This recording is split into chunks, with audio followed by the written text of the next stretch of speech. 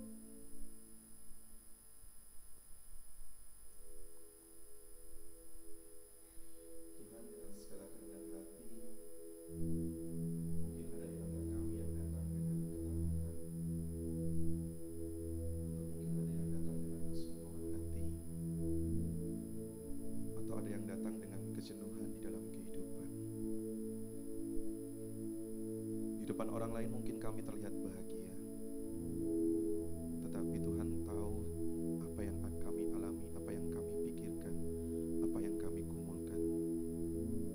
Bahkan ketika kami berdosa pun secara tersembunyi Tuhan jauh lebih tahu.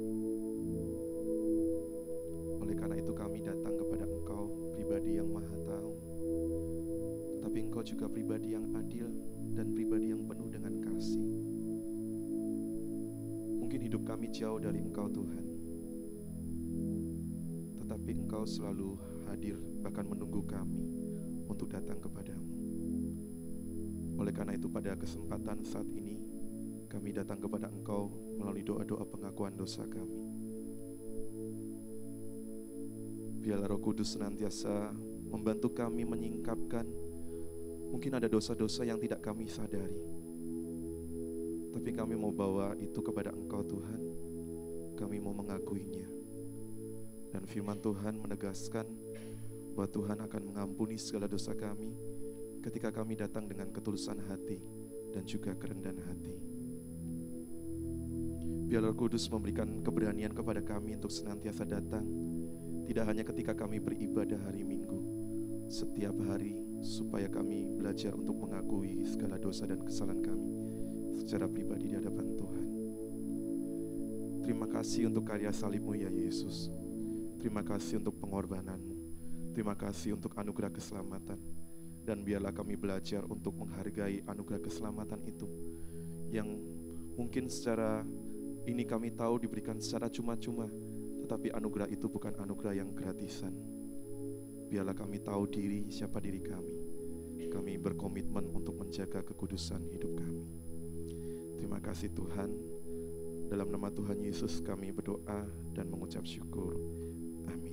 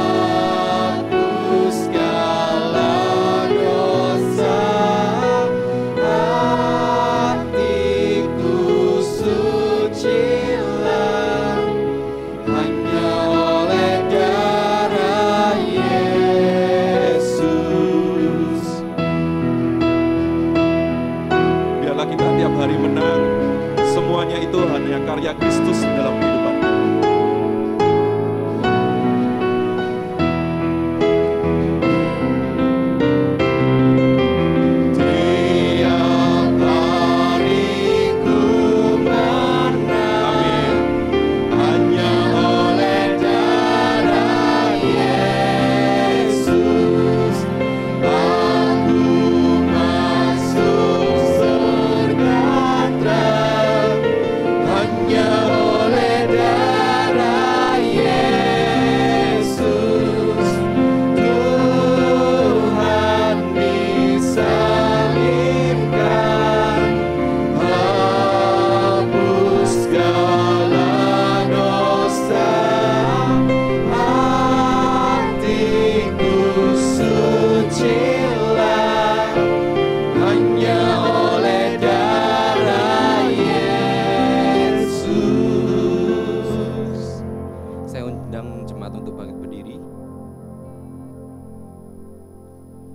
Jemaat yang dikasihi Tuhan, Tuhan telah mengampuni segala dosa dan kesalahan kita.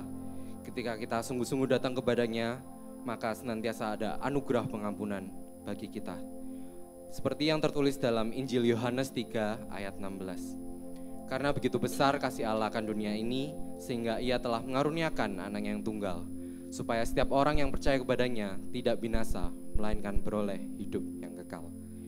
Dan marilah kita kembali berkomitmen untuk senantiasa hidup kudus dan hidup seturut dengan firman-Nya. Mari kita membaca bersama-sama Yohanes 13 ayat 34. Aku memberikan perintah baru kepada kamu, yaitu supaya kamu saling mengasihi, sama seperti aku telah mengasihi kamu. Demikian pula kamu harus saling mengasihi. Sebagai satu keluarga dalam Tuhan, marilah kita bangkit dan dengan penuh sukacita kita membawa pujian kita dengan hati yang penuh bersyukur, bahwa pujian bagi Tuhan kita, Yesus Kristus.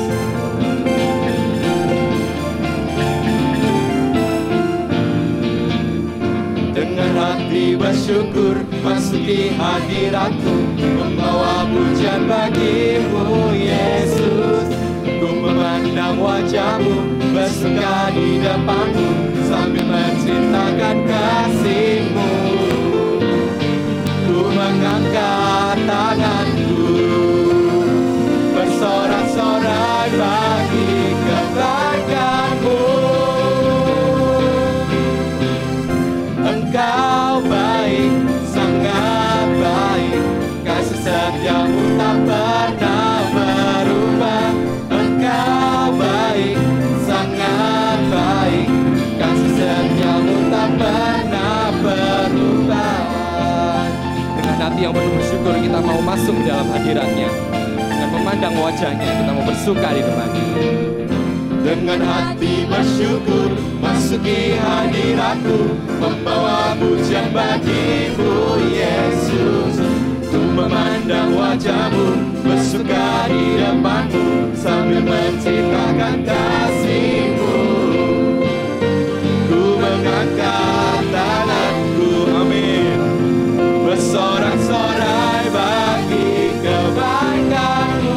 Tuhan Yesus baik dalam kehidupan kita. Engkau baik, sangat baik, kasih setia-Mu tak pernah berubah. Engkau baik, sangat baik, kasih setia-Mu tak pernah berubah. Engkau baik, sangat baik, kasih setia-Mu tak pernah berubah. Engkau baik, sangat baik, kasih setia-Mu tak pernah. Mari katakan Tuhan baik. Engkau baik, sangat baik, kasih setia-Mu tak pernah berubah. Engkau baik, sangat baik, kasih setia-Mu tak pernah berubah. Hari ini ku rasa bahagia.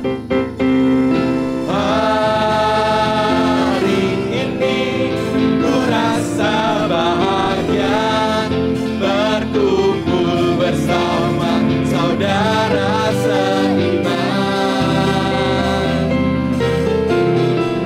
Tuhan Yesus telah satukan kita tanpa memandang di antara kita. Bergandengan tangan dalam kasih, dalam satu hati, berjalan dalam terang kasih Tuhan. Mari kita saling tunjuk, kau sahabatku, saudaraku. Kau sahabatku, kau saudaraku, tiada yang dapat memisahkan kita.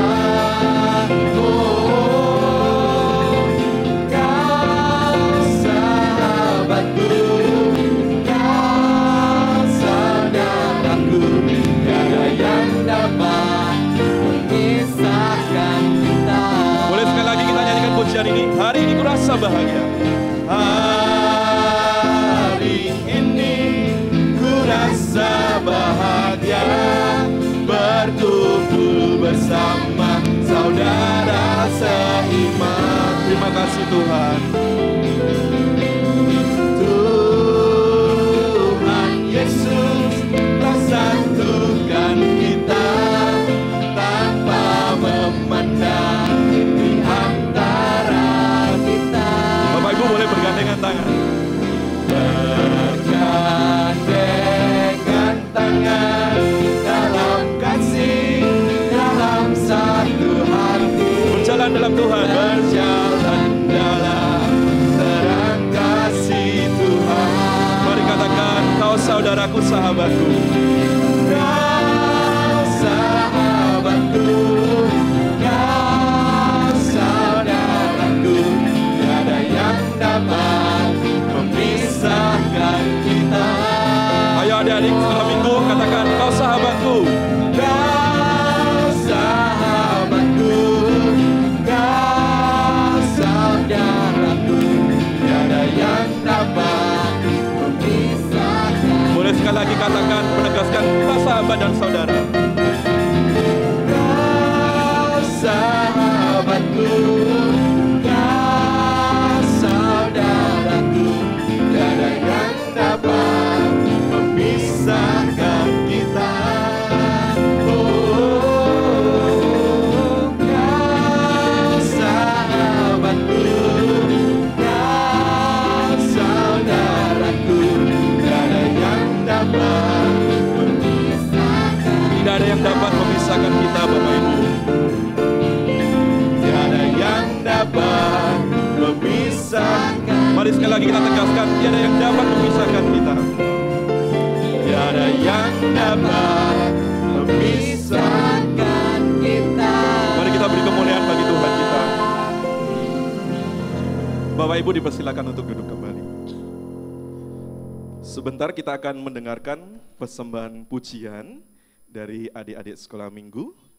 Kami persilakan.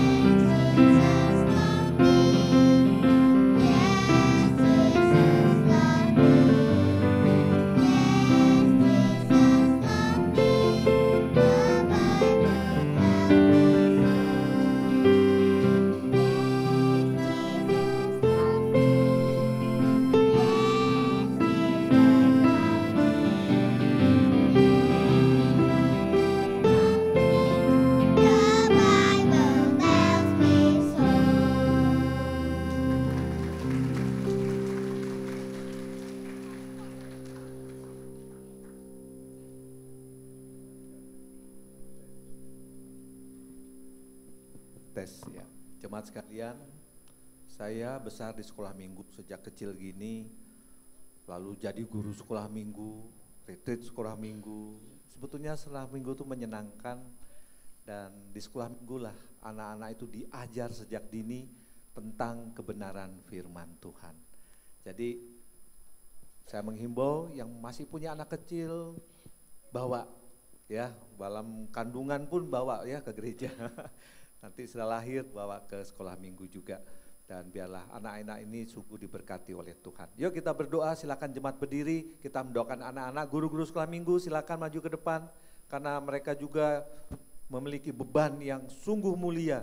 Karena apa? Mendidik anak-anak sejak kecil kebenaran firman Tuhan. Kita doakan baik anak-anak, guru sekolah minggu supaya semua di dalam kasih dan anugerah Tuhan. Yuk guru-guru sekolah minggu silakan maju ke depan. Jemaat, angkat tanganmu, kita berkati anak-anak ini. Ini anak-anak kita juga, di dalam kasih kita mendoakan mereka. Bapa yang di surga, inilah anak-anak sungguh berharga setiap jiwa di hadapanmu. Karena ini adalah ciptaanmu di mana engkau mengasihi mereka. Terima kasih Tuhan, berkati anak-anak ini. Walaupun mereka kecil, tapi engkau mengasihi. Dan biarlah di dalam masa kecil ini mereka mendapatkan sukacita surgawi, mengenal Kristus sebagai Tuhan dan Juru Selamat mereka yang sudah mereka sungguh alami melalui kasih orang tua, melalui kasih guru-guru sekolah minggu, melalui kasih gereja, sehingga mereka bisa menerima Engkau sebagai Tuhan dan Juru Selamat satu-satunya. Berkati masa depan mereka, supaya Tuhan tolong, Tuhan berkati masa depan yang baik, yang gilang gemilang di dalam Kristus. Terima kasih Tuhan, kami juga berdoa untuk para guru sekolah minggu yang Tuhan sudah berikan tugas yang mulia, yaitu mendidik anak-anak, dan mereka sungguh Tuhan berikan hikmat, berikan kuasa Roh Kudus sehingga pengajaran mereka dipahami, dimengerti, sehingga anak-anak ini mengenal kebenaran firman Tuhan dan Yesus Kristus sebagai Tuhan dan Juru Selamat satu-satunya. Terima kasih Tuhan, berkati para orang tua juga mendidik anak-anak dalam kebenaran di rumah masing-masing. Bahkan para guru-guru di sekolah, Tuhan juga tolong mereka mendidik anak-anak di dalam kasih Tuhan. Terima kasih Bapa, di dalam nama Yesus kami berdoa. Amin. Silakan duduk, kita berikan aplaus sekali lagi kepada anak-anak.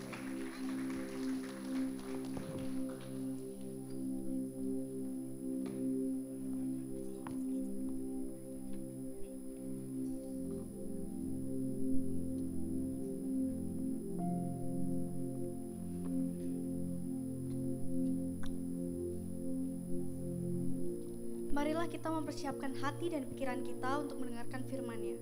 Biarlah kita senantiasa berserah penuh pada pimpinan Roh Kudus dalam kehidupan kita.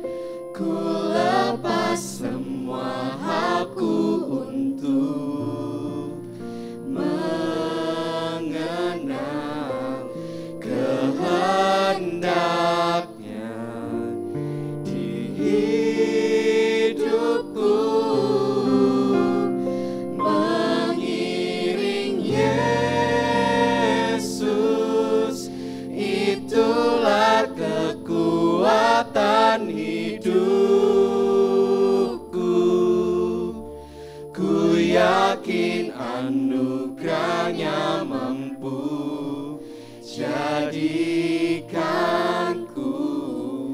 hamba yang berkenan selalu. Kepada hamba-Nya kami persilakan.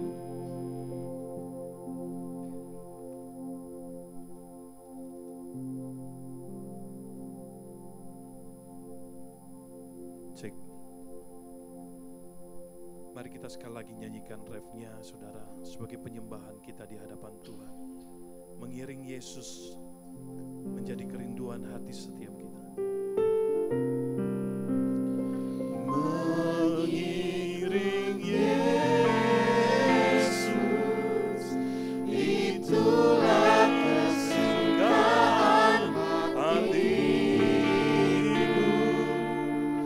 Ku lepas semua aku untuk mengenal kehendaknya di hidupku. Mengiring Yesus, itulah kekuatan hidupku. Ku yakin anugerahnya mampu jadikanku hamba yang berkenan selalu. Jadikanku hamba, jadikanku hamba yang berkenan selalu. Jadikanku hamba, jadikanku hamba yang berkenan selalu. Mengiring Engkau Tuhan menjadi panggilan setiap kami. Karena ada anugerah yang hebat dan besar yang Tuhan sudah beri kepada kami. Kami bersyukur Tuhan. Oleh karena anugerah yang besar itulah Engkau beri kepada kami. Engkau pilih kami Tuhan. Dan Engkau jadikan kami sebagai orang-orang yang percaya kepada Engkau. Ya Tuhan, biarlah kami dipandang oleh Engkau ya Tuhan sebagai hamba yang setia.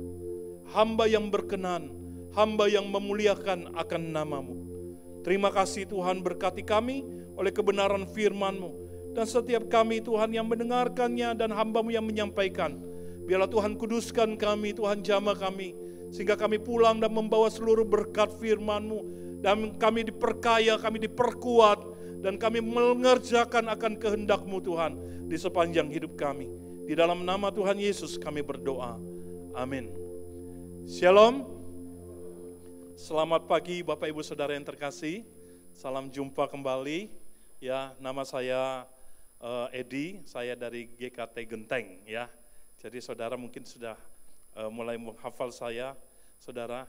Saudaraku yang terkasih, kalau saudara lihat saya, mungkin saudara baru pertama atau mungkin baru beberapa kali melihat saya, tetapi saudara tidak mengenal saya secara pribadi. Saudara, ada orang-orang yang lantas walaupun tidak mengenal, walaupun baru pertama kali, ekspresi pertama kali berjumpa itu saudara bisa berkata, ini orang baik loh. Atau, jangan dekat-dekat orang itu orang jahat loh. Mencurigakan orang itu. Orang-orang ini, waduh jangan, orang ini tidak benar itu. Lihat dari bajunya saja kelihatan. Nggak benar. Tapi saudaraku, banyak orang memberikan penilaian awal, padahal dia tidak kenal. Tapi juga saudara, ada orang yang sudah kenal baik. Sudah sangat baik. Saudara, sehingga mereka berkata, orang itu ciamik loh. Tenan, aku kenal wong iki ya tahunan, puluhan tahun. Orang ini ciamik, baik. Atau bahkan mungkin sebaliknya saudara, ada yang berkata, kamu tahu, wong iku kenyi ya.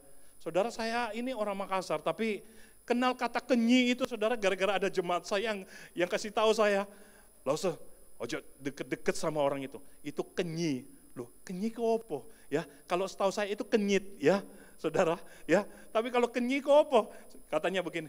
Kalau tahu orang rese itu, ya katanya gitu ya. Kalau istilah orang Jakarta itu rese, saudara. Itu neneknya rese katanya. Ya, jadi kalau kenyit itu wis ndak ada obat dia bilang gitu ya. Wis pokoknya wis nggak nyeneng no pokoknya. Datang wis sudah nggak nyeneng no. Dari wajahnya saja sudah kelihatan nggak nyeneng no. Ya, apalagi nanti kalau dia ngomong pasti nggak nyeneng no. Saudara, banyak orang menilai tentang hidup kita. Tapi saudara, kita tidak bisa larang orang untuk menilai kita. Saudara nanti setelah saudara pulang, itu hamba Tuhan gaya tok iku ya. Enggak apa-apa saudara, itu bebas. Orang lain boleh menilai kita bebas. Orang lain bisa menilai kita apa saja bebas saudara. Kita nggak bisa protes orang lain harus suka dengan saya. Atau orang lain harus cinta dengan saya, tidak. Saudara, saya menggembalakan jemaat di GKT Genteng, sudah kira-kira 20 tahun saudara, ya 20 tahun.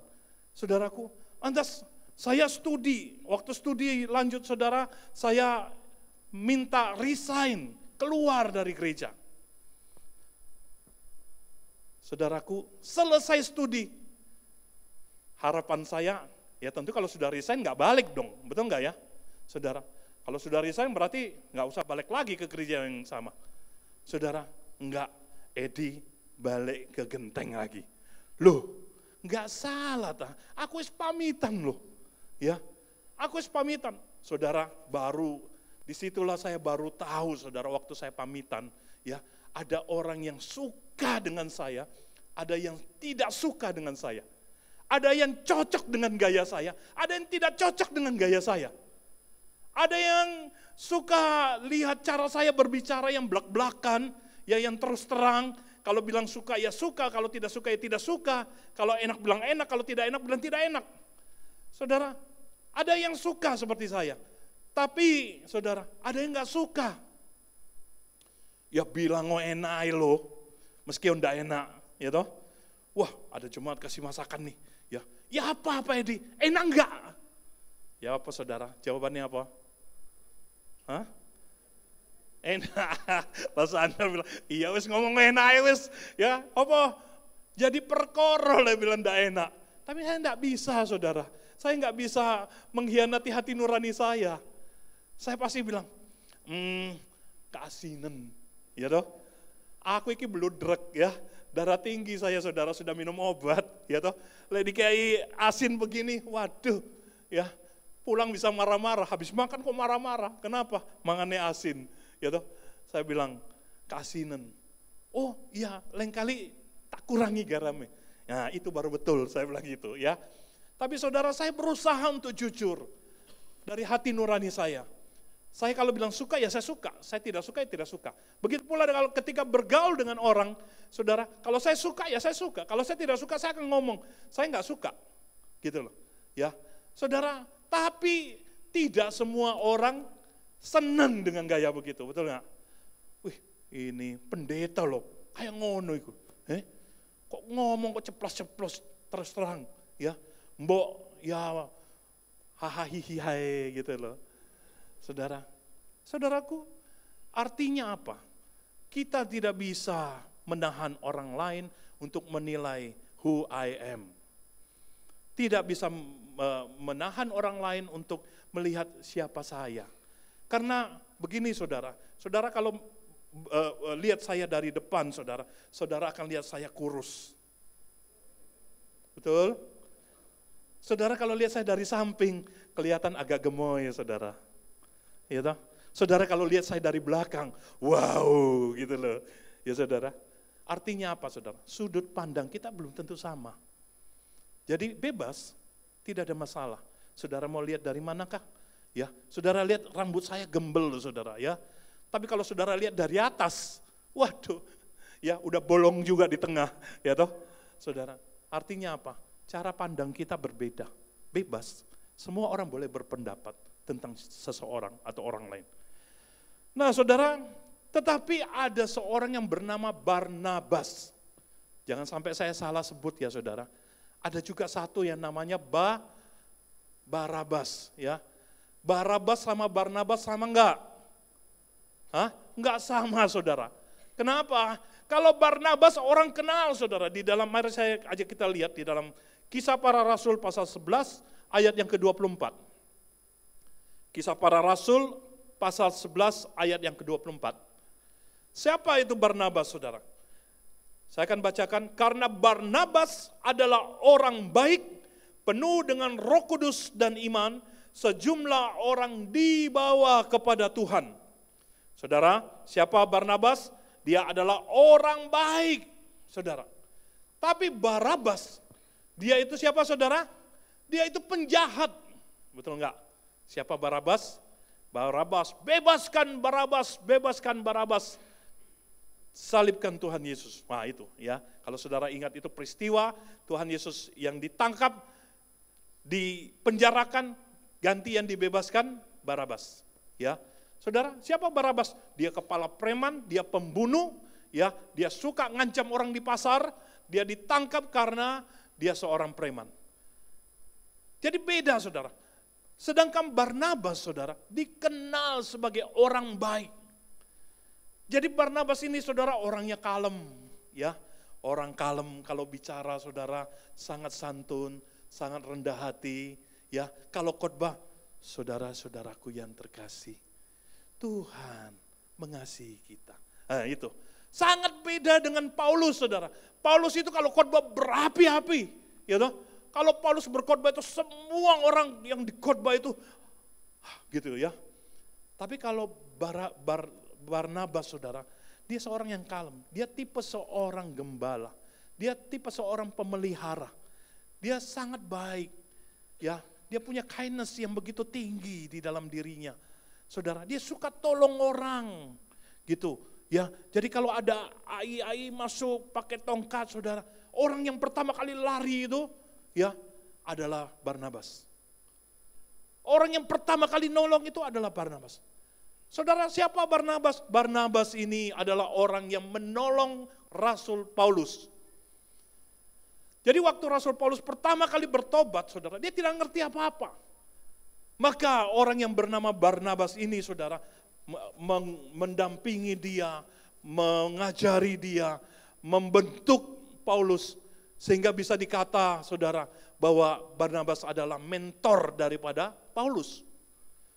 Jadi Paulus belajar banyak hal dari Barnabas ini, saudara. Tapi orangnya, ngajarnya itu santun, pelan, saudara. Ngajarnya baik, saudara. Maka saudara, ketika penulis di dalam Kisah Para Rasul, yaitu Dr. Lukas itu, saudara, dia menulis dan dia berkata, siapa Barnabas? Dia orang yang baik.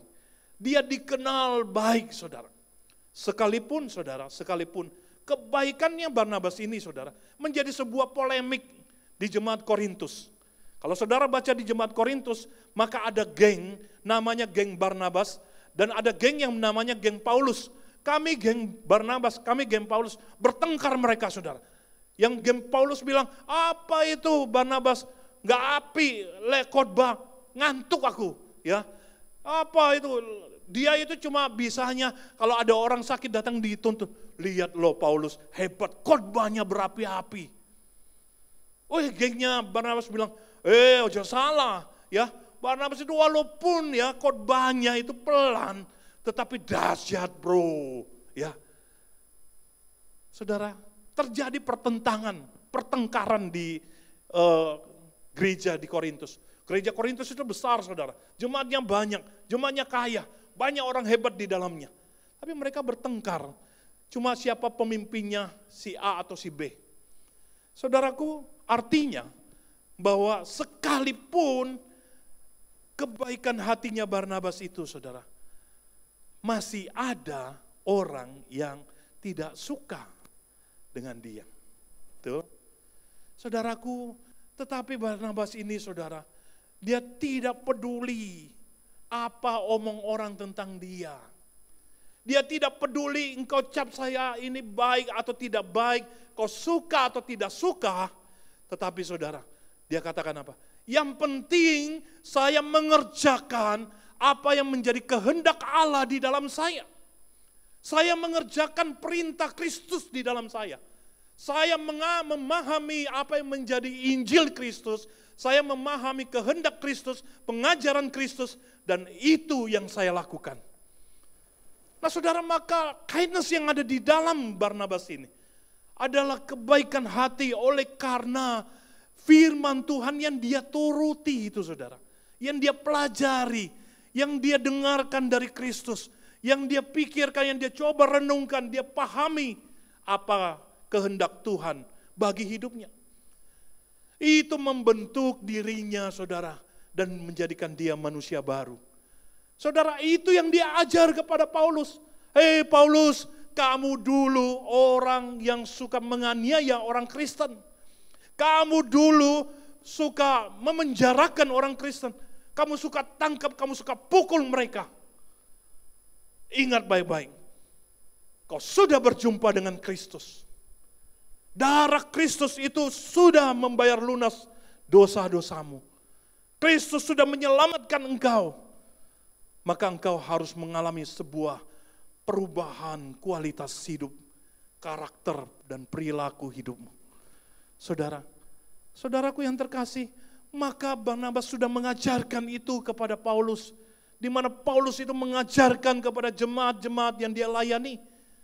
Saudaraku, maka setiap kita melihat bahwa kalau orang melihat diri kita sebagai orang yang baik, apakah orang melihat kebaikan itu berdasarkan kualitas firman yang sudah kita dengarkan, kualitas firman yang sudah kita baca, kualitas firman yang sungguh menuntun hidup kita untuk bisa kita pahami dengan jelas bahwa Tuhan mau saya seperti apa.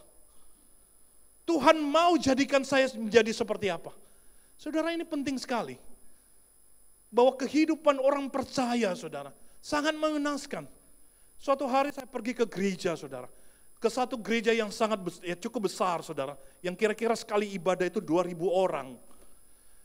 Saudaraku yang terkasih, pulang dari ibadah itu, saudara. Orang rebutan, pintunya kecil, saudara. Yang mau keluar 2.000 orang. Saudara, maka saya ngalah, saya masih duduk, saudara. Tetapi di pintu itu sudah berkelahi, bertengkar. Ada yang kejepit kakinya, ada yang kejepit di pintu, saudara. Ada yang menangis. Oh, pulang ibadah, saudara. Tadi damai sejahtera nyanyi, menyembah Tuhan. Tapi begitu sampai di pintu, saudara, bertengkar. Lebih dari itu, saudara, saya di tempat parkir mau keluar parkir. Wah, karena banyak sekali kendaraan, saudara. Rebutan mau keluar. Ada yang senggolan, saudara. Bertengkarlah. Ya turun. Apa? Mau pukul-pukulan, saudara. Padahal tadi ini yang khotbah, kasihilah sesamamu, kasihilah musuhmu, saudara. Lupa, saudara, lupa. Jadi firman Tuhan itu lewat begitu saja. Seberapa berkualitaskah hidup kita ketika kita menerima firman itu di dalam hidup kita? Seberapa berkualitaskah hidupmu oleh karena firman itu sudah tertancap, tertanam di dalam hidupmu. Dan engkau melakukan itu karena apa? Karena engkau dipakai oleh Tuhan melalui kebenaran firman yang mengubahkan pikiran, mengubahkan perilakumu. Saudara, saya anak kedua dari 4 bersaudara. Tetapi saya lahir dengan orang tua yang sangat sibuk. Walaupun saudara, waktu saya kecil, 1 anak 1 pembantu, saudara. Jadi 4 saudara 4 pembantu. Ya, jadi karena papa mama saya tidak bisa ngurus saya dan saudara saya, dikei satu pembantu. Ya, saudara, ketika saya dikasih satu pembantu, saya mulai jadi anak yang nakal. Saudaraku, kalau pulang, saudara, habis berkelahi sama teman, papa saya cuma lihat saya begini. Kenapa itu? Biru. Tadi berkelahi. Pertanyaan apa? Menang enggak? Enggak. Besok berkelahi lagi. Kalau enggak menang, jangan pulang. Wih, saudara, semangat langsung membara. Ya, wah besok saudara saya cari yang kemarin pukul saya. Mana anak ini? Saudara, Anak yang saya temani berkelahi itu saudara, usianya 3 tahun lebih besar dari saya. Badannya tentu lebih besar dari saya. Walaupun saya sudah badannya kekar dari kecil ya saudara. Tapi saudaraku yang terkasih, nggak pernah menang pulang. Sampai hari ke-7 saudara, saya berkelahi dengan dia. Dia lihat saya, dia lari saudara. Padahal setiap kali berkelahi, dia tidak pernah kalah. Saya selalu kalah. Saya selalu menangis, saudara. Hari ke-7, saudara, dia lihat saya, dia lari. Karena dia bilang begini, itu anak gila. Mana ada orang berkelahi tiap hari, ya. Saya mau main kok diajak bertengkar, diajak berkelahi. Saya cari gara-gara, saudara. Sebentar celananya saya pelorotin, sebentar kelerengnya saya ambil, saya buang ke got, saudara. Padahal sekali dia gibah saya nangis, saudara. Ya, tapi tidak. 7 hari saya cari dia terus berkelahi. Sampai saudara saya pukul dia sudah tidak melawan. Dia bilang begini, pukul dah, ya biar kau puas. Saking apa? Saking gila ini, anak sudah gila. Saudara, hidup saya begitu terbawa sampai kelas 1 SMA. Saudaraku, mulai umur 5-6 tahun saya sudah berkelahi. Saya belajar yang namanya karate, saya belajar yang namanya gulat, saya belajar yang namanya taekwondo. Saudara, saya belajar. Karena apa? Saya suka berkelahi. Ada orang ditanya, hobimu apa? Berkelahi. Saudaraku, nakal sekali. Saudara, zaman awal saya, zaman sekolah itu saudara, kalau saudara seusia dengan saya itu belum ada narkoba, masih saudara, pil koplo namanya. Saudaraku, saya beli pil koplo 40 biji, ya pergi makan pangsit mie sama teman-teman saya, ya toh, saudara. Begitu dia makan dia bilang apa? Saya mau ke kamar mandi, saya kasih masuk di gelasnya 10 biji. Dia habis baru tekuk 2 kali saudara, lantas melar semua, wah, air liurnya keluar semua, lantas kayak orang mabok saudara. Lantas, kenapa dia? Kenapa? Saya pura-pura tidak tahu, saya bilang, saya sakit perut, saya mau pulang, saya bilang gitu. Saudara, teman saya yang lain ngurusin dia. Saudara nakal sekali. Tetapi saudara, ketika saya berdiri di tempat ini, saya katakan, saya seorang pendeta. Saudara, beberapa bulan lalu saya pulang ke Makassar dan reuni dengan teman-teman saya. Semoga di sini tidak ada teman saya, saudara. Ya. Mereka bilang begini, tenang tah, benar tah kamu ini? Kamu ini Edi toh yang dulu. Iya, kenapa? Beda emang. Iya, bentuknya sama, tapi beda. Edi yang kami kenal itu bukan Edi yang jadi pendeta. Kok bisa kamu jadi pendeta? Apa enggak kau pukuli itu jemaatmu semua? Ya, apa enggak kau marahi, kau tempeleng semua itu jemaatmu? Saya bilang, enggak. Loh, kamu kok bisa berubah? Saudaraku yang terkasih, Barnabas mengalami hal yang demikian. Paulus mengalami hal yang demikian. Artinya apa?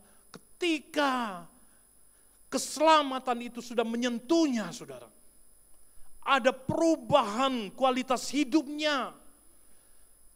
Saudaraku, buatlah istrimu, buatlah suamimu terheran-heran.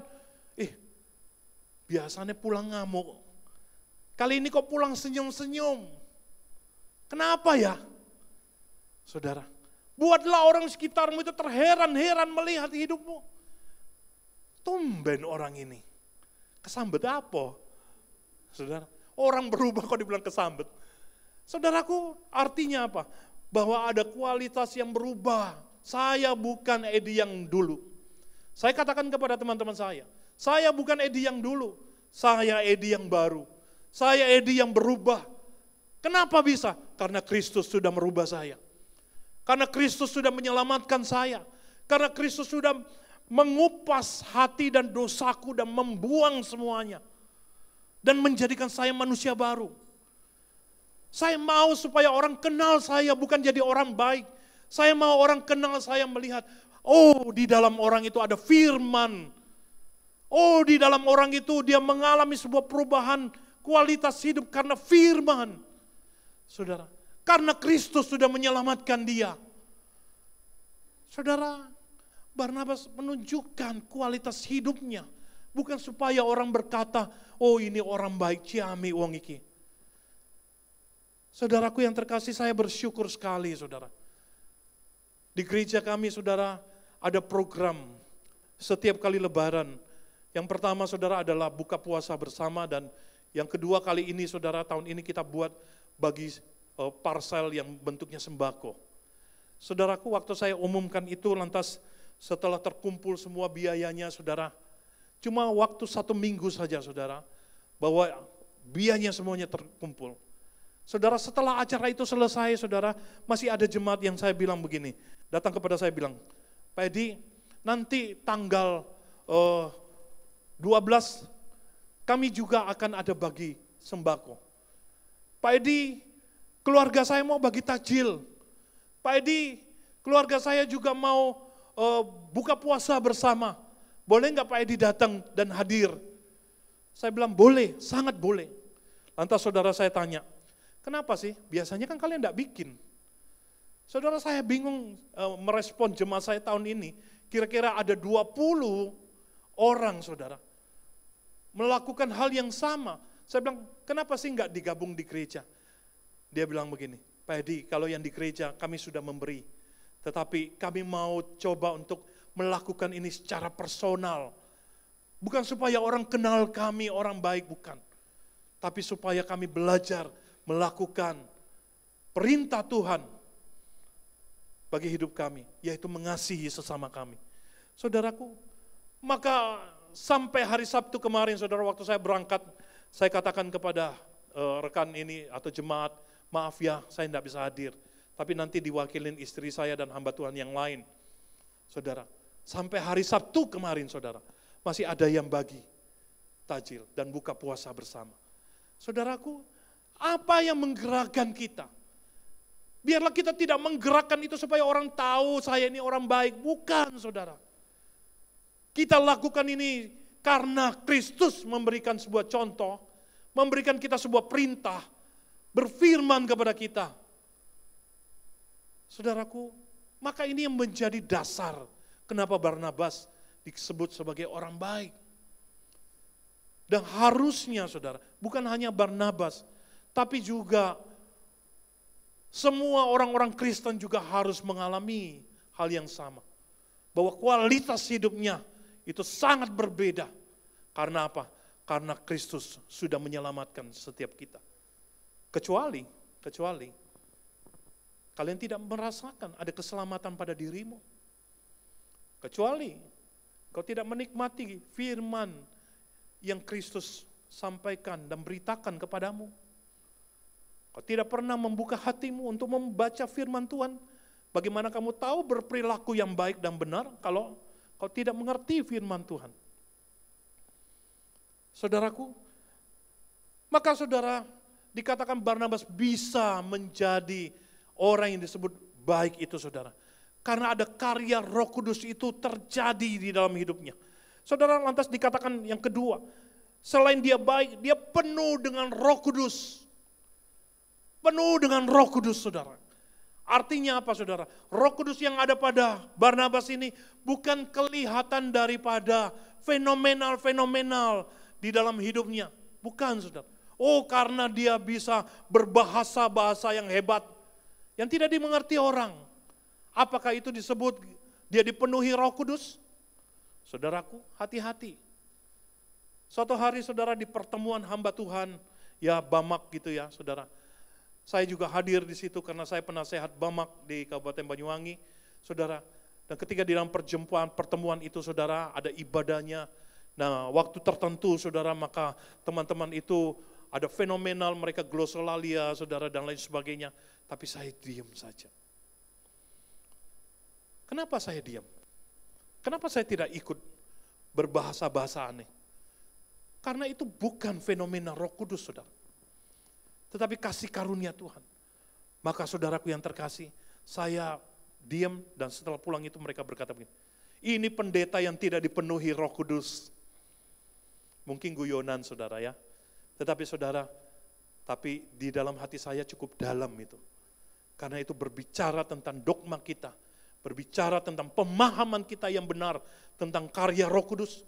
Karya Roh Kudus itu bukan dilihat daripada sebuah fenomena.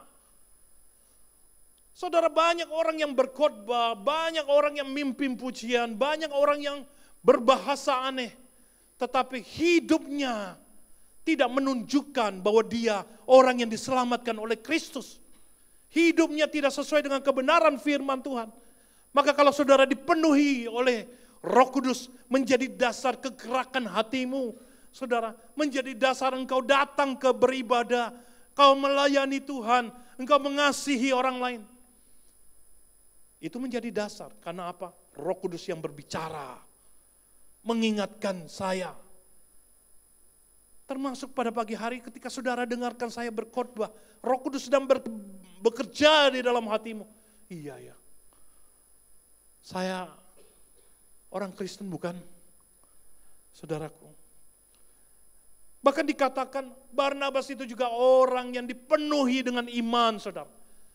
Dia percaya bagaimana kuasa Tuhan itu akan menolong dia, menyertai perjalanan hidupnya.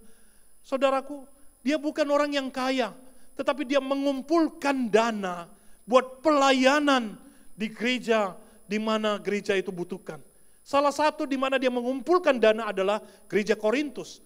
Karena apa, saudara? Gereja Korintus disebut sebagai gereja yang kaya. Maka Barnabas datang.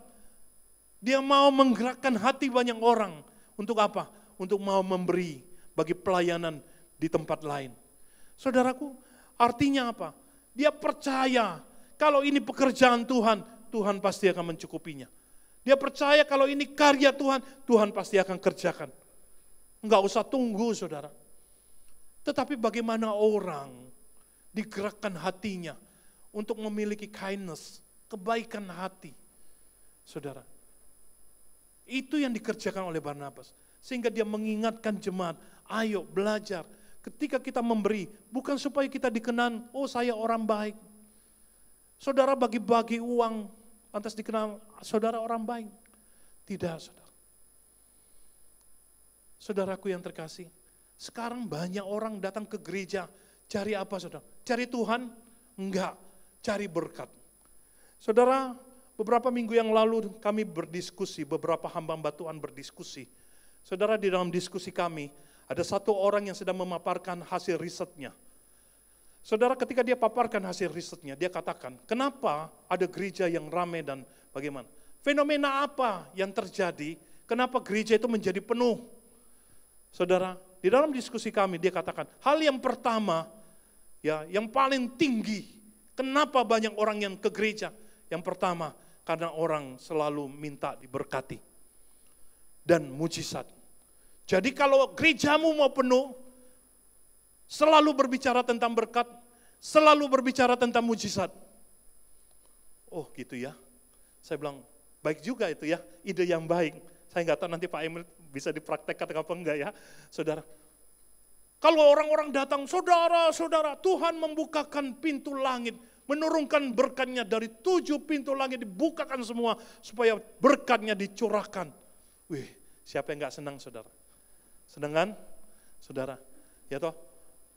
Kita ini pergi ke gereja seperti mancing, saudara. Saudara beri 1000, saudara akan dikembalikan 10 kali lipat.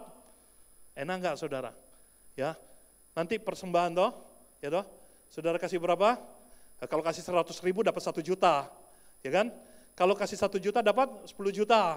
Kalau kasih 10 juta dapat 100 juta. Ayo saudara, kita mancing sama Tuhan. Maka saudara, di dalam diskusi kami itu, kami tutup dengan doa, saudara. Di dalam doa itu, saudara, ketika saya berdoa, saya bilang begini, Tuhan, hatiku sedih. Hatiku sedih, Tuhan. Melihat banyak orang datang mencari berkat dan mujizat, tetapi tidak mencari Tuhan. Saudara, bulan lalu saya memakamkan seorang jemaat saya. Dia kena kanker stadium 4 akhir. Sudah terminal dan dokter katakan kami sudah tidak bisa membantu. Saudara, dia pulang karena dia berobatnya di Bali. Dia pulang, saudara, Dan dia masuk rumah sakit karena dia kehabisan oksigen. Saudara, ternyata kansernya sudah merambat ke tulang belakangnya, sehingga tulang belakangnya itu saudara sudah kropos, ya, dan sudah menjalar ke paru-paru, paru-paru sudah penuh dan menjalar ke jantung. Dan dia tidak bisa diajak ngomong banyak karena dia sesak nafas, saudara. Sudah oksigen, bahkan di level paling tinggi sudah oksigennya itu, saudara. Saudaraku, waktu saya datang mengunjungi dia tersenyum dan dia lihat saya. Saudara, di dalam kesedihan saya ngomong sama dia, Ci, Tuhan sayang sama kamu loh, ya. Tuhan pasti akan beri kekuatan supaya kamu kuat menghadapinya. Saudara, dia jawab apa? Musa, gak usah khawatir. Gak usah khawatir. Saya tahu Tuhan itu baik, sangat baik. Tuhan itu baik, sekalipun saya begini, Tuhan itu baik. Saudara, waktu saya dengarkan itu, bahkan ketika saya mau pulang, saudara, dia bilang begini, Musa, saya tetap percaya Tuhan itu mengasihi saya. Sekalipun saya mati, Tuhan masih mengasihi saya.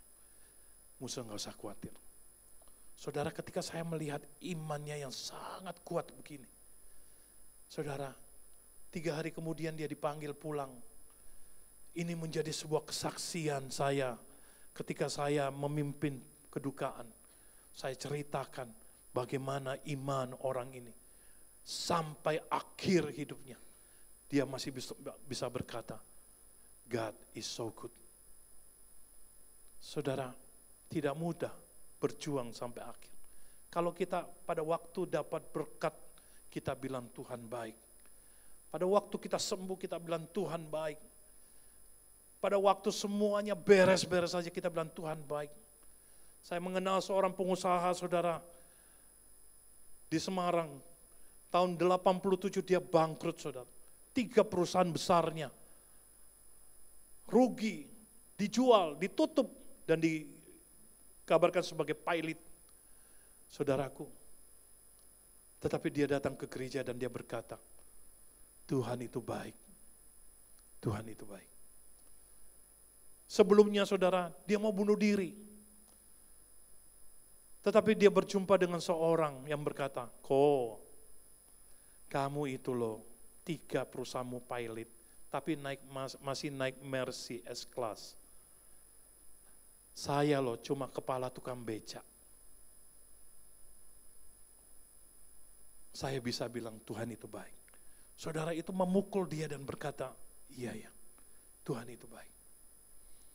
Saudaraku, bahwa iman percaya kita bukan tergantung pada pengalaman hidup kita. Bukan saya diberkati lantas Tuhan itu baik, bukan, saudara. Iman kita sungguh-sungguh menjadi kuat, itu perlu kita bangun, perlu kita angkat dalam hidup kita supaya iman kita menjadi teguh. Kita percaya bahwa apa yang bisa kita alami, apa yang bisa kita jalani hari ini, itu semua kena anugerah Tuhan. Sampai teman saya berkata, kalau Tuhan kasih kamu kesempatan memilih, kamu mau jadi apa? Saya katakan, saya tetap mau jadi seorang hamba Tuhan. Enak tak jadi hamba Tuhan? Bukan masalah enak. Tapi karena imanku menghantarkan saya sampai kepada titik ini, untuk menjadi hamba yang setia, seperti lagu kita. Saudara, lantas kita disenggol sedikit, aku mau nang gereja. Kita ditegur sedikit, lantas kita bilang, tersinggung aku. Siapa? Ndak patean le aku ndak pelayanan. Saudara, kita lupa yang kita layani Tuhan, bukan ego kita. Saudara, yang terakhir, saudara, dikatakan Barnabas adalah, dikatakan sejumlah orang dibawa kepada Tuhan. Barnabas menunjukkan bagaimana kasih karunia Allah yang hebat, yang bekerja di dalam dirinya. Saudara, dia bawa itu kepada orang-orang yang belum percaya. Dia cerita, kamu tahu ada Allah yang begitu hebat yang mengubah hatiku. Yang menjadikan saya menjadi Barnabas hari ini. Bukan Barnabas yang jahat seperti dulu. Saudara, dikatakan apa? Banyak orang menjadi percaya. Saudara, Barnabas ini sudah diusir orang. Dicaci maki orang. Dipukul orang. Tetapi dia tidak berhenti, saudara. Dia tetap datang dan berkata, Allah itu baik. Saudara, suatu hari ketika saya masih praktek, saudara, di Rogo Jampi, saya datang. Ada seorang jemaat datang kepada saya, berkata, itu loh, mamaku, tolong di PI, udah usia 80 tahun, biar dia percaya kepada Tuhan. Lah, saya bilang begini, waduh, 80 tahun, watos atose, yo, watos pasti. Lenda atos dari dulu dia sudah percaya Tuhan Yesus.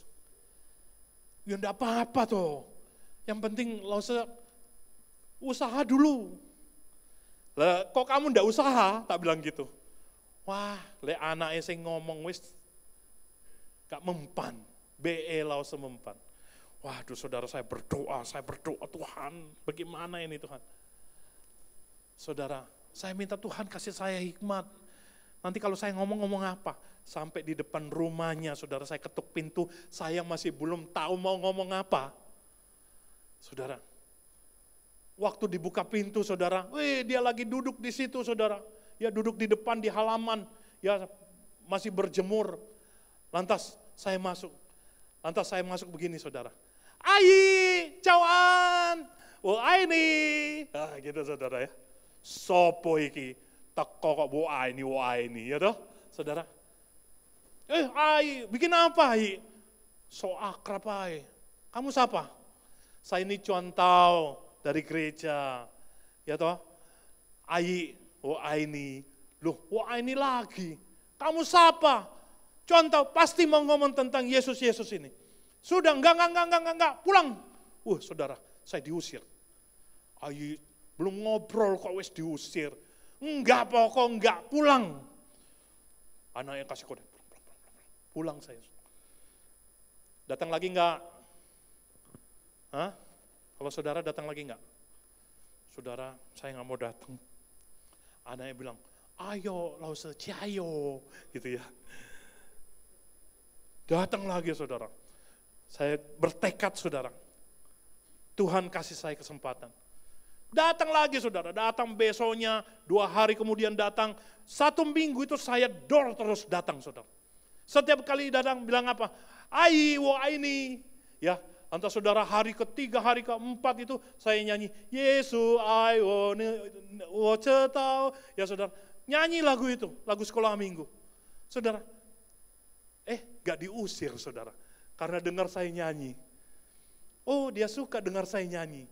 Ya saudara, ayo tahu nggak lagu itu? Ayo belajar yuk, belajar. Tapi ono Yesusnya, mau. Nah gitu saudara. Saudaraku, Sabtu Minggu saya nggak datang. Saudara, dia tanya sama anaknya, Ndiku, cuan tahu ini, kau ndak teko.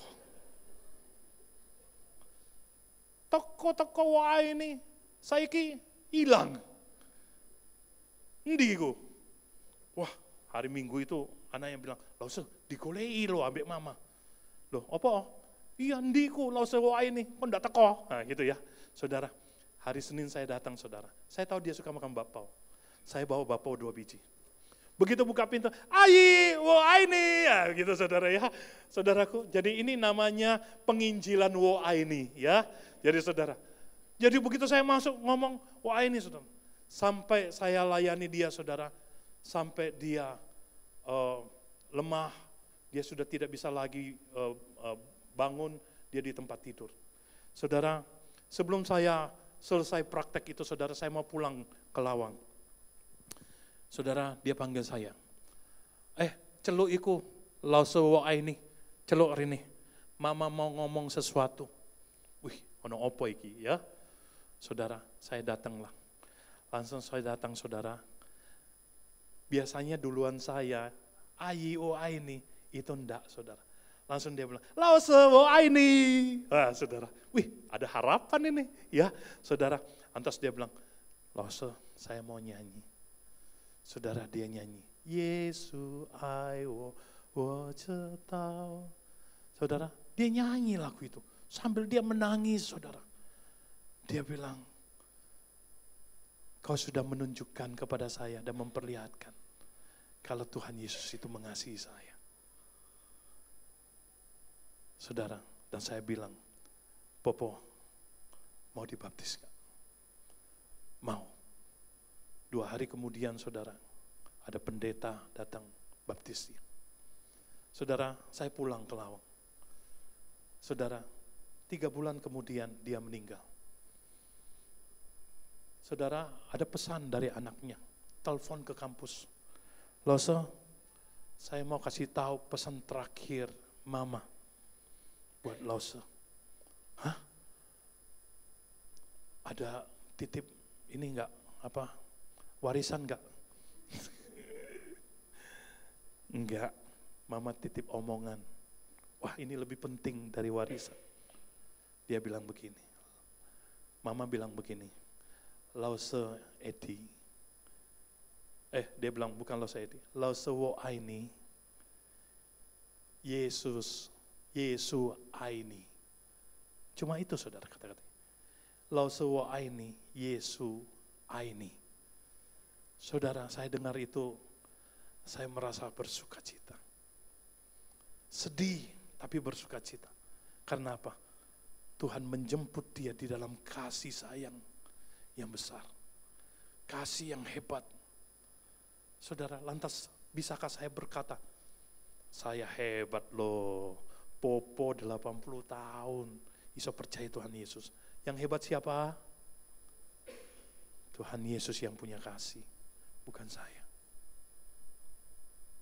Kalau saya bisa jadi orang percaya hari ini, Tuhan ubahkan karakter saya, Tuhan ubahkan hidup saya. Yang hebat siapa? Tuhan Yesus. Kalau saya bisa melayani, kalau saya bisa memuji Tuhan, yang hebat siapa? Tuhan Yesus. Maka Allah Roh Kudus berbicara di dalam hati kita. Kita meresponnya dengan iman yang teguh dan percaya dengan sungguh. Bahwa kasih Allah itu bukanlah sesuatu yang kebetulan mengasihi saudara. Dia sengaja mengasihi saudara dengan mati di atas kayu salib. Saudara, bagaimana perjalanan imanmu? Sungguhkah engkau mengasihi dia, melayani dia dengan segenap hatimu? Mari kita tundukkan kepala, kita berdoa. Terima kasih Bapa, oleh karena kebaikan-Mu saja kami mengalami kemurahan yang terbaik bagi hidup kami. Bukan berkat Tuhan menjadi tanda iman kami, tapi karena anugerah keselamatan yang Tuhan percayakan kepada kami. Kami mau Tuhan masuk di dalam hidup-Mu dan menjadikan hidup kami seperti Engkau Tuhan, memperjuangkan iman kami yang sesungguhnya di hadapan Tuhan. Bahkan menjadi alat Tuhan yang hebat, supaya banyak orang melihat Kristus di dalam kami. Bukan melihat saya secara ego, tapi melihat kebaikan Tuhan yang berbicara di dalam hidupku dan membentuk hidupku. Tuhan tolong, Tuhan berkati, agar semua jemaat semakin bertumbuh di dalam iman dan semakin kokoh, kuat menghadapi setiap tantangan hidupnya. Kami bersyukur Bapa, dalam nama Tuhan Yesus. Amin.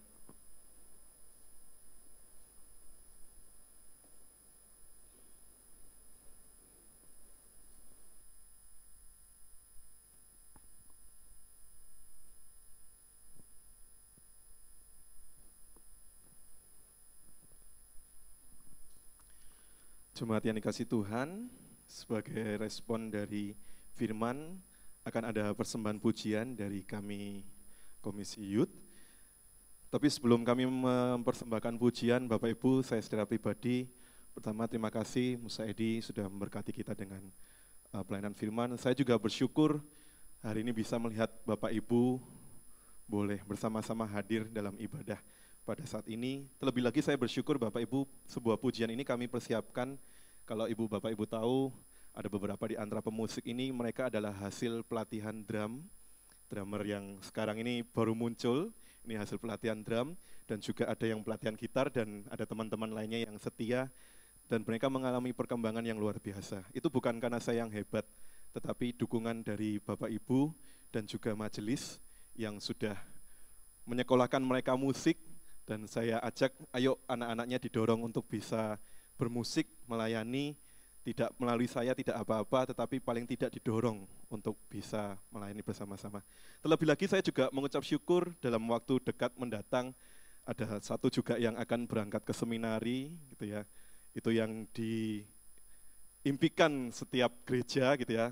Theo nanti sudah diterima di Seminari Alkitab Asia Tenggara, dan dalam waktu ke depan nanti juga akan diutus untuk bisa menjadi seorang hamba Tuhan di bidang musik. Kemudian singer dan lain-lain ini, mereka juga yang awalnya takut-takut, tapi saya paksa gitu ya. Ayo kita harus punya persembahan pujian dari vokal group. Dan ada sebuah pujian yang mengingatkan kita, Tuhan mengutus kita ke dalam dunia membawa pelita kepada yang gelap. Seringkali di dalam pelayanan, dikatakan tadi dalam firman Tuhan dan juga melalui firman yang sudah kita baca bersama-sama, terkadang kita menjalani kehidupan dan pelayanan itu dengan berat hati. Ada yang terpaksa, ada yang bersungut-sungut, kok latihan tiap minggu, jadwalnya semakin padat gitu ya. Tetapi pujian ini mengingatkan dengan senang, marilah kita melayani umatnya dengan senang. Panggilan pelayanan bukan kami sebagai hamba Tuhan, tetapi setiap orang percaya dipanggil masing-masing untuk melayani Tuhan, untuk mengasihi sesama dalam pekerjaan, di dalam keseharian. Kami akan persembahkan pujian ini bagi Bapak Ibu yang bisa pujian ini, mari kita menyanyi bersama-sama.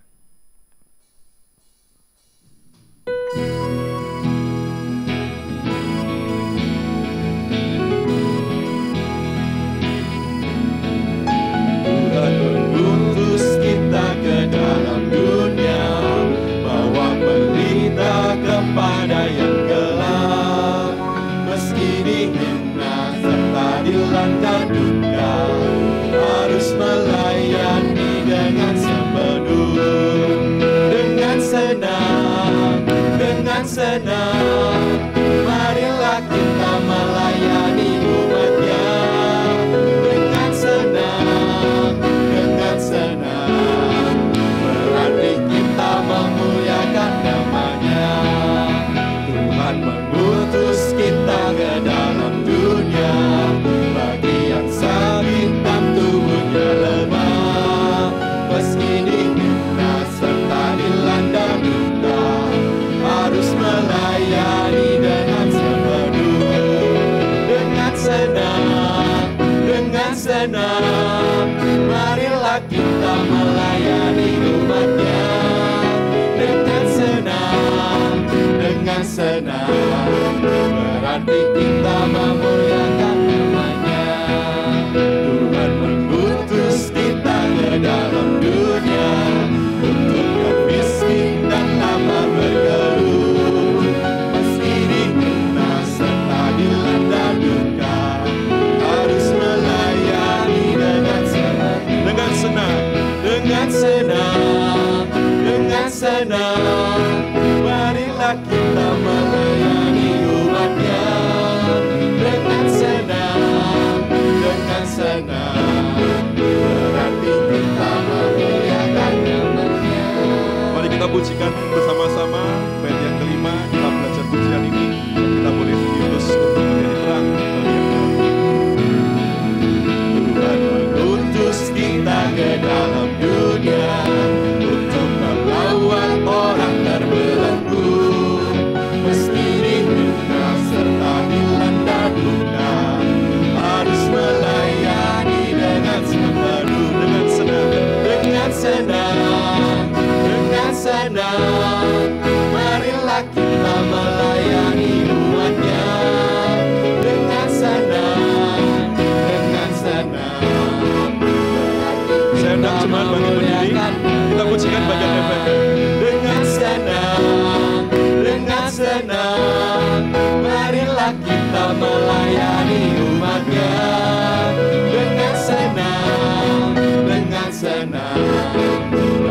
Mari kita memuliakan nama-Nya. Amin Bapak Ibu. Amin. Bersama dengan umat di segala tempat, saya ajak dengan sikap berdiri, kita akan bersama-sama mengakui kembali iman percaya kita seturut dengan pengakuan iman suli yang berbunyi demikian.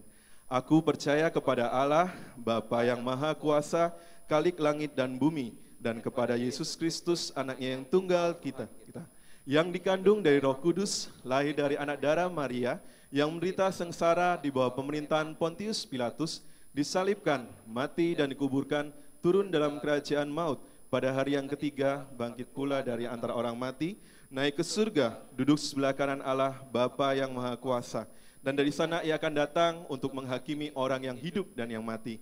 Aku percaya kepada Roh Kudus, gereja yang kudus dan am, persekutuan orang kudus, pengampunan dosa, kebangkitan tubuh, dan hidup yang kekal. Amin. Jemaat dipersilakan untuk duduk kembali.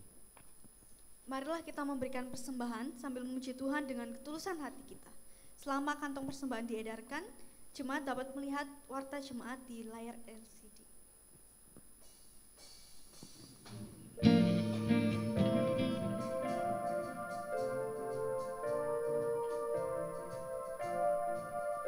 Kasih yang begitu besar, lebih kuat dari dosa. Kasih yang menemukanku, selamatkan dan pulihkanku. Ku naikkan syukurku, ku tak akan berhenti memuji, meninggikan nama-Mu selalu, menari, memuliakan-Mu. Dibebaskan, dibangkitkan, hidup yang Kau berikan ini hanya untuk-Mu.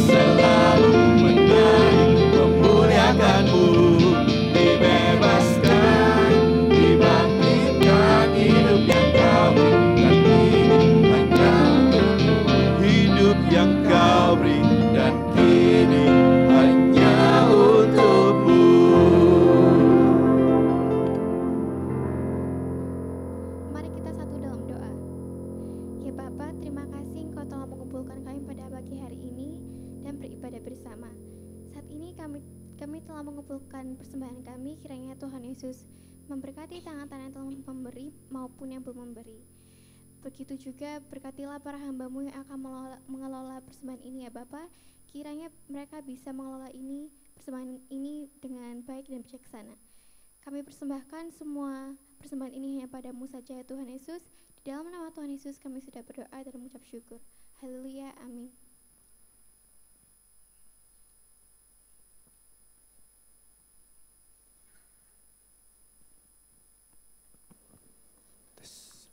Selamat pagi, Shalom Bapak Ibu sekalian. Atas nama gereja saya mengucapkan selamat beribadah, selamat datang, dan biarlah anugerah Tuhan turun ke atas kita semua. Mungkin dari Bapak Ibu sekalian ada yang pertama kali hadir datang? Bisa angkat tangan sejenak. Sebelah kanan saya ada? Tidak ada. Sebelah kiri saya? Ada yang pertama kali hadir? Tidak ada. Baik, tugas kita seperti khotbah tadi ya, mengabarkan Injil supaya kursi-kursi ini bisa penuh semua. Terima kasih bagi Bapak Pendeta Edi yang sudah menyampaikan firman Tuhan. Salam untuk jemaat di GKT Genteng. Kami sungguh diberkati dengan pelayanan Bapak di sini. Biarlah dimanapun Bapak melayani, Tuhan menyertai dengan kuat kuasa Roh Kudus menyampaikan berita kebenaran. Terima kasih kepada setiap pelayan jemaat yang sudah melayani hari ini. Tuhan juga memberkati. Ada beberapa warta yang perlu kita simak. Yang pertama adalah ucapan terima kasih. Kita sudah berbagi takjil selama 4 minggu.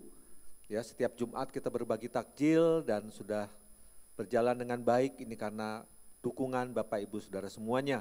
Yang kedua soal orang tua asuh, 17 anak dari SKA Surabaya dan 11 anak dari SKA Lumajang sudah dapat orang tua asuhnya masing-masing. Puji Tuhan, kemuliaan bagi Tuhan ya. Berkat yang Tuhan limpahkan pada kita salurkan kepada sesama. Ini luar biasa. Bagaimana orang yang diberkati, kita yang diberkati, memberkati orang. Terima kasih kepada dukungan Bapak Ibu Saudara semua. Lalu donor darah untuk 20 April, ayo silakan daftar ya. Nanti dibuka booth-nya. Sudah berapa orang Pak Astan? 50, 70? Berapa? 42, targetnya 100 orang Bapak Ibu sekalian. Kalau bisa lebih, enggak apa-apa. Tanggal 20 April ada donor darah, sudah 42 orang mendaftar. Silakan mendaftar. Baik, lalu untuk hari Rebo, persekutuan doa masih ada, terus berjalan. Banyak yang berlibur, tapi juga banyak yang berlibur ke Surabaya, saudara-saudara. Ada yang keluar kota, silakan berlibur. Kita doakan orang yang berlibur, pergi dengan sukacita, pulang dengan lebih sukacita lagi. Karena apa? Dimanapun kita berada, kita tetap berdoa. Amin, Bapak Ibu. Ya, jadi hari Rebo tetap ada dan ayo kita datang bersama-sama mengupas tentang Matius. Ya. Lalu satu lagi, tanggal 20 April. Itu hari Paskah, hari Minggu, kita bersama-sama dengan paduan suara yang sudah dilatih, kita akan menyanyikan lagu Haleluya. Haleluya handle full, coba diputar sedikit.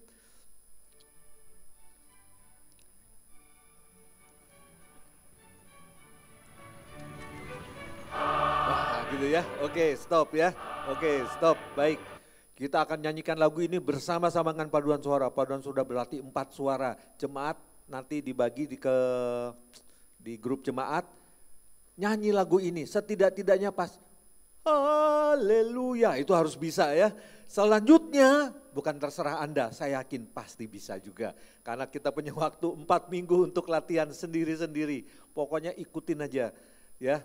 Nanti kita bersama-sama berdiri menyanyikan dengan penuh gegap gempita. Haleluya, haleluya kepada Yesus yang bangkit itu. Yang sudah menyelamatkan kita semua. Amin saudara. Oke semangat ya. Baik demikian pengumumannya. Dan minggu depan jangan lupa ada persembahan persepuluhan. Siapkan dari sekarang persembahan persepuluhan kita. Ucapan syukur kita dengan hati yang penuh dengan kerelaan. Karena kita tahu Tuhan baik. Amin Bapak Ibu sekalian, mari kita berdoa. Bapa yang di surga, terima kasih hari ini kami sungguh mengalami lawatan Tuhan.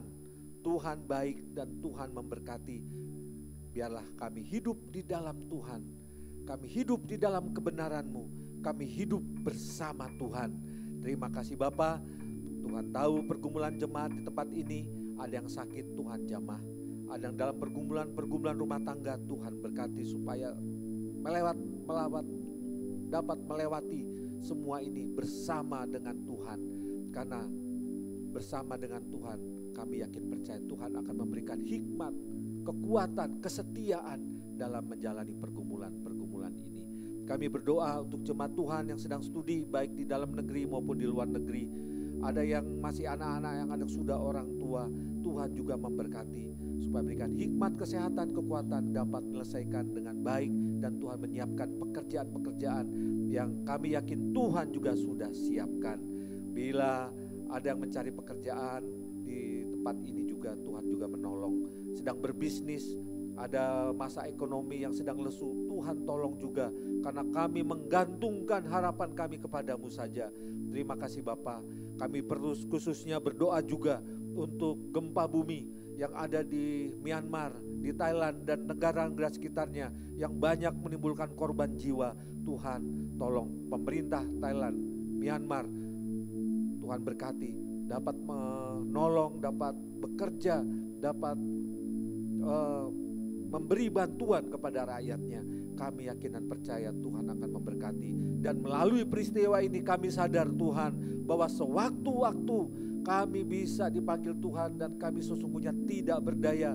Tapi dengan keselamatan yang sudah Tuhan berikan kepada kami, kami mau hidup di dalam Tuhan. Kapanpun kami dipanggil Tuhan, dengan peristiwa apapun, kami tidak ragu, kami tidak takut, kami tetap menjalani hidup ini bersama Tuhan Yesus.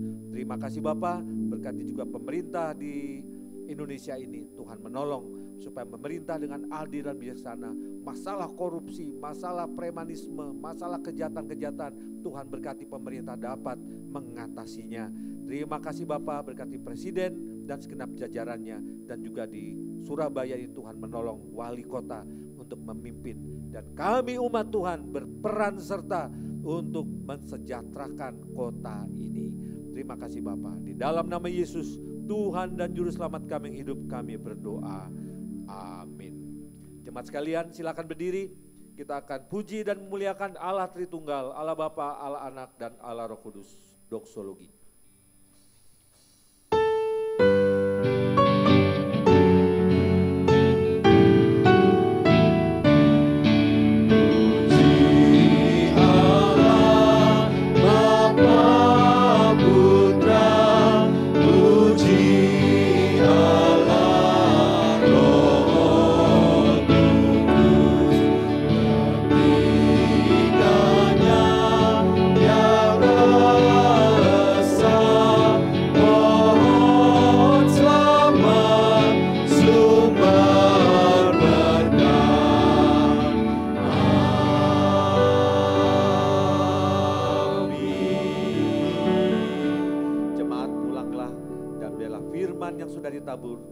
Tertanam dalam hatimu, bertumbuh dan berbuah sehingga setiap orang bisa melihat Kristus di dalammu, dan terimalah berkat-Nya.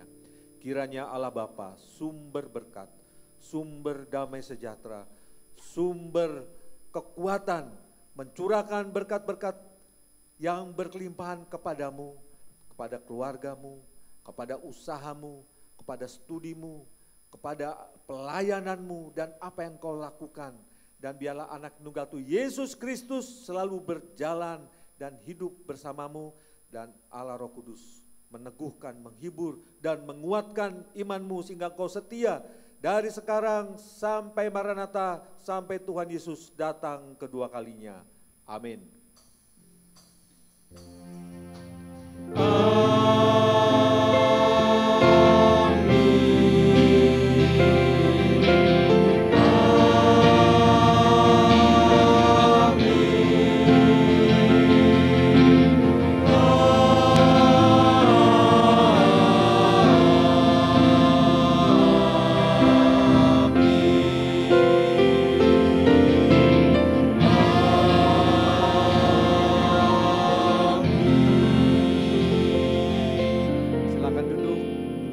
selesai saat teduh, Tuhan Yesus